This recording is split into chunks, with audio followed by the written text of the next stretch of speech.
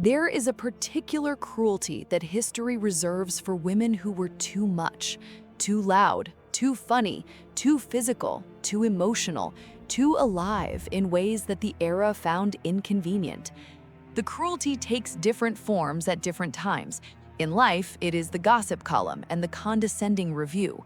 After death, it becomes the urban legend, the joke, the reduction of an entire human life to a single invented image that is not even true, and that persists precisely because it is more comfortable than the truth. Lupe Vélez deserved better than what history gave her. She deserves better now. Maria Guadalupe Villalobos Vélez was born on July 18, 1908, in San Luis Potosí, Mexico, the daughter of an army colonel and an opera singer, which is to say she came from people who understood both discipline and performance, and that combination produced something the world was not quite ready for. She was 16. She could sing and dance with the specific exuberance of a person who is not performing joy, but simply expressing it. And the Mexico City audiences who watched her understood immediately that something was present that did not come along every season. Hollywood came calling in 1927. She was 19 years old, and the silent film era was at its peak, and the camera that found her found what the Mexico City audiences had found: a face of extraordinary mobility and expressiveness, a body that moved with a physical comedy that belonged to the great clowns and was entirely natural in her, a presence that the screen amplified rather than diminished. Douglas Fairbanks cast her as his Lady Leand in The Gaucho, and she arrived in Hollywood not as a discovery to be constructed, but as a complete performer who already knew exactly what she could do. What she could do was everything. She was funny in the broad, physical, completely committed way of the great film comedians, fearless about looking ridiculous, willing to fall and flail and make faces and destroy the composed feminine image that the studio system preferred its women to maintain.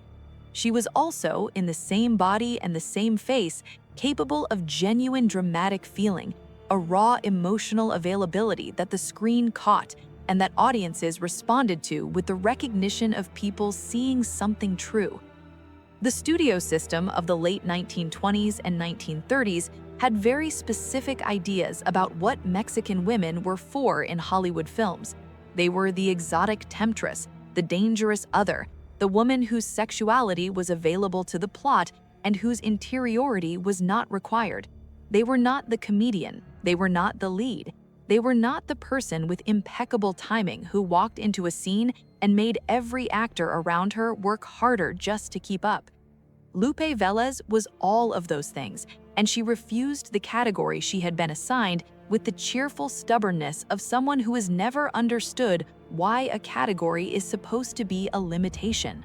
The Mexican Spitfire series began in 1939 and ran to 8 films, and the films are the most complete record of what Lupe Vélez could do when she was given material that matched her abilities. She played Carmelita Lindsay, a Mexican woman married to an American, navigating the class pretensions and cultural condescensions of her husband's world with a combination of explosive temper and genuine cunning that always, ultimately, won.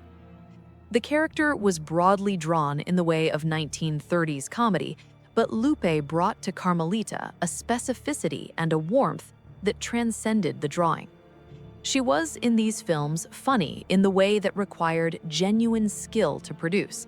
The physical comedy was precise, the timing was impeccable, and the emotional truth underneath the broad strokes was consistent and real. She was also, and this is what the gossip columns always overlooked in their rush to describe the fireworks, enormously intelligent about her craft. She understood what a scene needed. She understood where the camera was and how to use it. She understood the difference between performing energy and having it, and she had it, genuinely, in quantities that made the people around her both grateful and exhausted. The personal life ran parallel to the professional life, with an intensity that the tabloids treated as entertainment, and that was, for the person living it, something considerably more complicated. Johnny Weissmuller, Tarzan himself, the swimming champion turned movie star, a man of considerable physical beauty and limited emotional depth, was the marriage that the gossip columns could not stop writing about. They married in 1933 and divorced in 1938, and the years between were documented in the press with the voracious appetite that the press brought to anything involving a hot-tempered Mexican actress and America's most famous jungle man. The coverage was not kind. It was rarely accurate. The Spitfire persona, which Lupe had cultivated professionally because it was funny and because it was a form of agency in an industry that offered Latina women very little agency, became the lens through which her entire life was read, and the reading stripped her of nuance, of interiority, of the private person who existed behind the performance.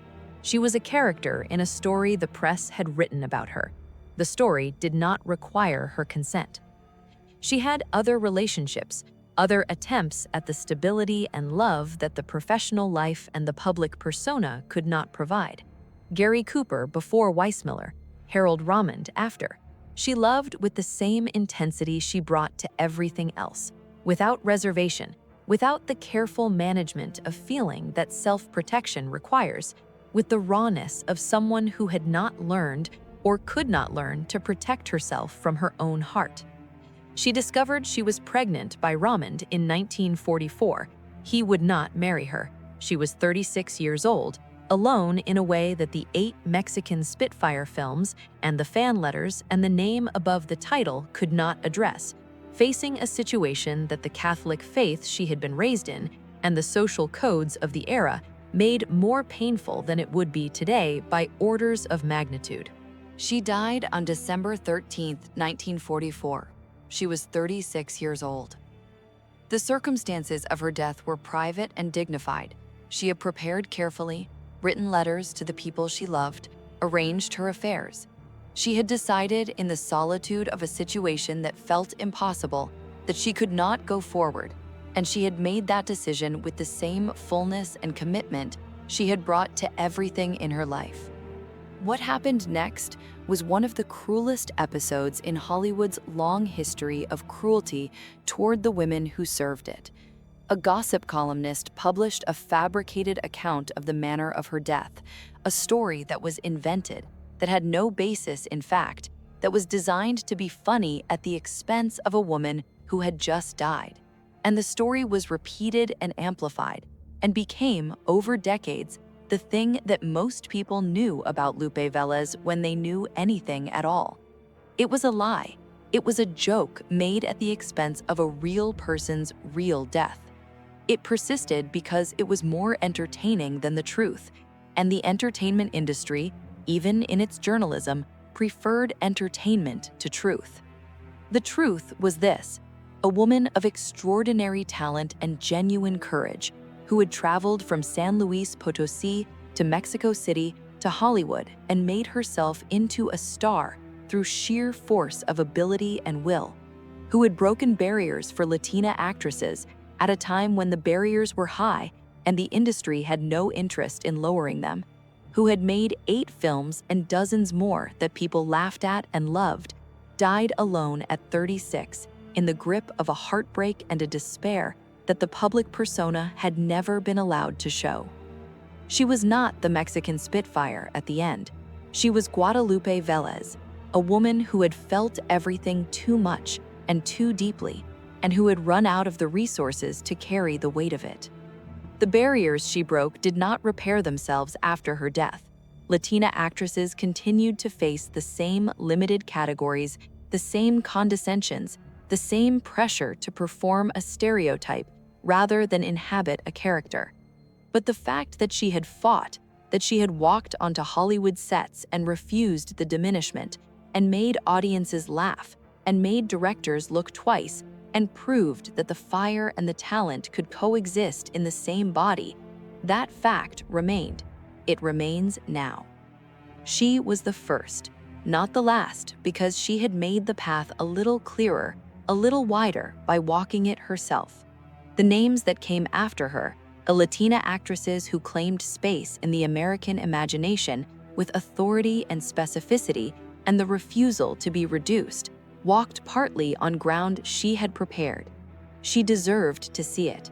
She deserved the decades she did not get, the films she did not make, the fuller recognition of what she had accomplished that the gossip columns had made impossible to see clearly while she was alive. She was a pioneer. She was a comedian of real genius. She was a woman who loved too much and felt too deeply and lived too fully for the world she had been given.